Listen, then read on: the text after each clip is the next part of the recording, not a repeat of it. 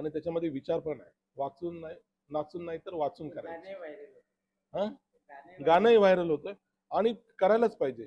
परंतु फक्त जास्त वाचत वाचत बसलं तर डोक्याला परिणाम पण होतो. खूप जास्त अभ्यास केला तर कमीत कमी एक दिवस तरी आपण सुट्टी घ्यायला पाहिजे आणि आपण जयंतीचा जल्लोष नाचलं पाहिजे, गायलं पाहिजे. कारण शेवटी मानव समाज हा असा आहे की उत्सवप्रिय समाज आहे. त्यात आपला भारतीय समाज आहे.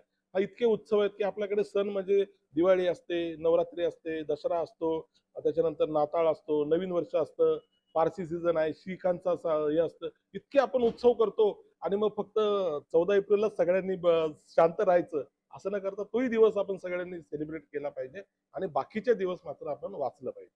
म्हणजे बाबासाहेबांचं वाक्य आहे की जगातला असा एकमेव माणूस आहे की ज्यांनी आपलं घर हे पुस्तकालय आधी बनवलं आणि मग त्याच्यात राहायला गेले. त्याच्यामुळे वाचलं तर पाहिजेच, पण नाचलं पण पाहिजे. एक दिवस नाचलं पाहिजे, 364 दिवस वाचलं.